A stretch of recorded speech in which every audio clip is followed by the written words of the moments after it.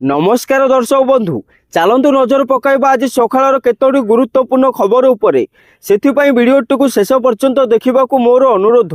वीडियोटी भल लगिले वीडियोटी को लाइक करी चैनल को सब्सक्राइब करी कमेंट माध्यम रे जणातु आपण माने आम वीडियो केउ जिल्ला रु देखुछंती। चलतु आज सकाळर खबर उपरे नजर पकाइबा। आजर प्रथम खबर दिव्यांग और वरिष्ठ नागरिकों भत्ता बढ़ाइले राज्य सरकार। राज्यर 80 वर्ष ऊर्ध्व वयस्क एवं 80% बा ताठू अधिक दिव्यांग एणिके मासको 3500 टंका भत्ता पाइबे। हिताधिकारी को जून मासर मिलिबो एही भत्ता। एने समस्त डीएसएस और एसएम को राज्य सरकार निर्देश देइछंती।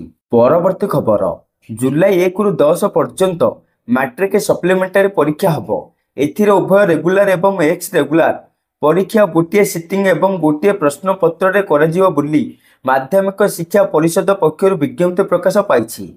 जुलाई 1 तारिख परीक्षा आरंभ होई जुलाई 10 तारिख रे शेष हेबो। परीक्षा प्रत्येक दिन गोटे सिटिंग रे सकाळ 9 आरंभ होई 11:30 रे शेष हेबो। तेबे केवल गणित रे परीक्षार्थी को अधिक 15 मिनिट समय दिया जिवो, अर्थात गणित परीक्षा 11:45 रे शेष हेबो। परवर्ती खबर दशहरा पूर्व कॉलेज इलेक्शन सरिबो। एने सूचना देइछन्ति सूर्यवंशी सूरज। मंत्री आहुरी कहिसन्ति कॉलेज इलेक्शन पर चिंता करुछि उच्च शिक्षा विभाग। पूर्व सरकार समय कैंपस निर्वाचन बंद रहिथिला। विभिन्न आड़ देखाई कैंपस निर्वाचन को कराई दिया जाउ नथिला।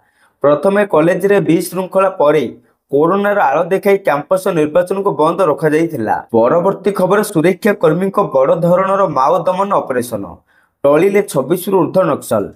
सेपटे एबे भी सुरक्षा कर्मी और माओवादी मध्य गुली विनिमय जारी रही। आसंता वर्ष सुधा देशरू नक्सलवाद मूलपोछ पाई सरकार टार्गेट को पूरा करने को सुरक्षा बाहिनी जोरसोर रे माओ दमन ऑपरेशन चलाई, जार ना रही ऑपरेशन कागार।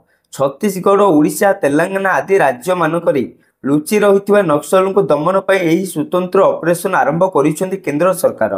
परवर्ती खबर पंचायत उपनिर्वाचन पर प्रकाश पाइला विज्ञप्ति। जून 23 रे हेबो उपनिर्वाचन।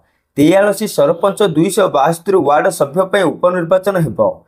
आज ब्लॉक और पंचायत वार्ड रे नोटिस जारी हेबो। सूचना मुताबक आसंता 26 रु 31 तारिख जाए नामांकन दाखल हेबो। 26, 28, 29, 30 एवं 31 तारिख रे नामांकन दाखल हेबो। जून 23 रे सकाळ 7टा रु दिन 1 जाए हेबो मतदान। आउ 24 तारिख रे ब्लॉक ऑफिस रे हेबो भोट गणति। परवर्ती खबर आसंता 4 दिन पर्यंत राज्यर विभिन्न अंचल रे काल बैशाखी प्रभाव रे बिजुली घड़घड़ी सहित वर्षा होई पारे। केतक स्थान रे घंटा प्रति 30 रु 40 किमी बेग रे पवन बहिबो। आसंता 24 घंटा मध्य रे उत्तर और दक्षिण ओडिशा रे काल बैशाखीर संभावना रहिछि। गंजाम, गजपति, रायगड़ा, कोरापुट, मालकानगिरी, कंधमाल, सुंदरगढ़, झारसुगुड़ा, संबलपुर, बरगड़, देवगढ़, केन्दुझर एवं मयूरभंज जिला को कालबैशाखी येलो वार्निंग जारी करा जायछि। सेहीपरि बालेश्वर, भद्रक, जाजपुर, केन्द्रापड़ा, कटक, जगतसिंहपुर, पुरी, खोर्धा, नयागढ़, गंजाम एवं गजपति जिला को उष्ण आर्द्रता येलो वार्निंग जारी होइछि। परवर्ती खबर पुणे कड़ लेउटाइलाणी कोरोना। मुंबई रे एक हॉस्पिटल रे 2 जण कोविड संक्रमितंकर मृत्यु पर चिंता बढ़ी।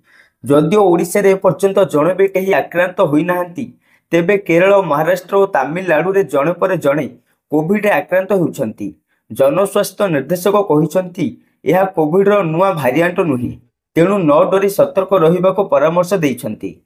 सेपटे केंद्र स्वास्थ्य मंत्रालय तथ्य अनुसार भारत में आज सुधा 257 जन सक्रिय संक्रमित अछंती। परवर्ती खबर सरकारी कर्मचारी बड़ खबर, कारण एनपीएस ट्रस्ट पेंशन गणना यूपीएस कैलकुलेटर लॉन्च करिछि। एही कैलकुलेटर साहाय्य रे आपण सहजरे अवसर पर केते मिलिबो पेंशन एहार गणना करि परिबे। तेबे कैलकुलेटर रे आपण को निजर जन्मतिथि, चाकरी, जॉइनिंग रो डेट, अवसर बयस, मासिक दरमा, वार्षिक सैलरी, ग्रोथ आदि डाटा देबाको पड़िबो। आउ आपण एही कैलकुलेटर को npstrust.org.in/ups.calculator को जाई व्यवहार करि परिबे। परवर्ती खबर दूर है मातृत्व छुट्टी द्वंद्व समस्या। 108 दिन छुट्टी पर निर्दिष्ट नियम स्थिर है। संभाव्य प्रसवर 3 मास पूर्व नहीं हेब छुट्टी। प्रसव तारीखर 6 मास मध्य कर्मचारी को मिलिब छुट्टी अनुमति। एककालीन निरवच्छिन्न भाव विभिन्न पर्यायर ଏହି ଛୁଟି ନେଇପାରିବେ ଗର୍ଭବତୀ କର୍ମଚାରୀ। ଶିଶୁର ପ୍ରସବ ଯେକୌଣସି ସ୍ୱୀକୃତିପ୍ରାପ୍ତ ଚିକିତ୍ସାଳୟରେ ହେବା ଆବଶ୍ୟକ। ଏ ସମ୍ପର୍କିତ ପ୍ରସ୍ତାବକୁ ଅନୁମୋଦନ କଲେ ମୁଖ୍ୟମନ୍ତ୍ରୀ। ପରବର୍ତ୍ତୀ ଖବର, ଆଜି ପୁଣି ବଢ଼ିଲା ସୁନା ଦର।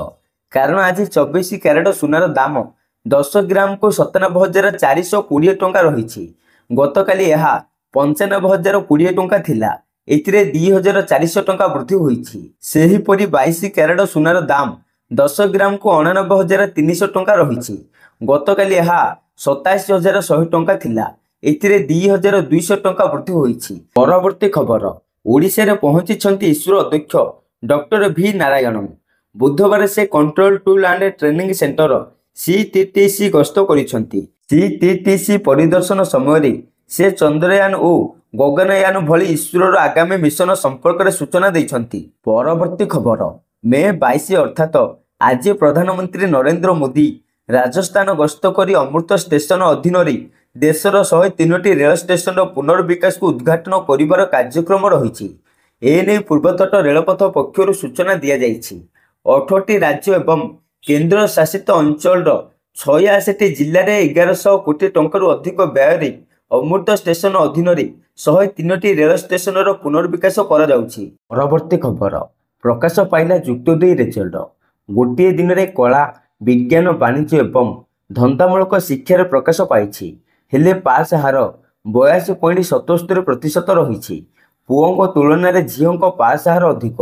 ଝିଅଙ୍କ ପାସ୍ ହାର 87.24%, ପୁଅଙ୍କ ପାସ୍ ହାର 77.88%। ଏପରି ଭାବେ 1,42,516 ଛାତ୍ର ଉତ୍ତୀର୍ଣ୍ଣ ହୋଇଛନ୍ତି। ସେହିପରି 1,74,251 ଛାତ୍ରୀ ଉତ୍ତୀର୍ଣ୍ଣ ହୋଇଛନ୍ତି। ପରବର୍ତ୍ତୀ ଖବର, ଏୟାର ଷ୍ଟ୍ରାଇକ୍ ପାଇଁ ଥରିଲା ଗାଜା। ଇସ୍ରାଏଲର ବଡ଼ ଧରଣର ଏୟାର ଷ୍ଟ୍ରାଇକ୍ରେ 55ରୁ ଉର୍ଦ୍ଧ୍ୱ ପାଲେଷ୍ଟାଇନି ନାଗରିକ ମୃତ ହୋଇଥିବା ସୂଚନା ରହିଛି।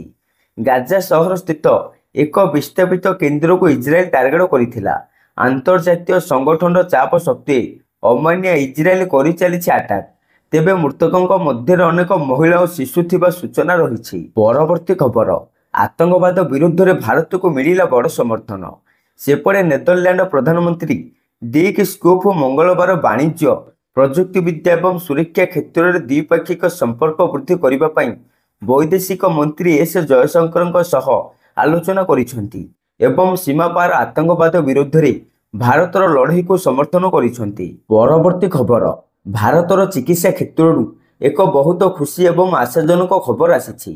କାରଣ ICMR, Indian council of medical research ଏବଂ CMC, Vellore Christian medical college, ତାମିଲନାଡୁର ବୈଜ୍ଞାନିକମାନେ ଦାବି କରିଛନ୍ତି ଯେ ସେମାନଙ୍କର ନୂତନ ଚିକିତ୍ସା ମାତ୍ର 9 ଦିନରେ ରକ୍ତ କର୍କଟ ରୋଗକୁ ଭଲ କରିପାରିବ। ଏହି କୌଶଳକୁ ଭେଲ୍ କାର୍ତି ନାମ ଦିଆଯାଇଛି। ପରବର୍ତ୍ତୀ ଖବର, ଭଦ୍ରକରେ ପ୍ରତିଷ୍ଠା ହେବ ରାଜ୍ୟର ପ୍ରଥମ ଏଗ୍ରୋ ଇକୋ ଟୁରିଜମ ପାର୍କ। ଏଥିପାଇଁ ପ୍ରକଳ୍ପ ଚିଠା ପ୍ରସ୍ତୁତ ହୋଇଛି। ରାଣୀତାଲ ନିକଟ ଜାତୀୟ ରାଜପଥ ପାର୍ଶ୍ୱ କୃଷି ବିଜ୍ଞାନ କେନ୍ଦ୍ର ପରିସରରେ ଏହି ପାର୍କ ପ୍ରତିଷ୍ଠା ହେବ।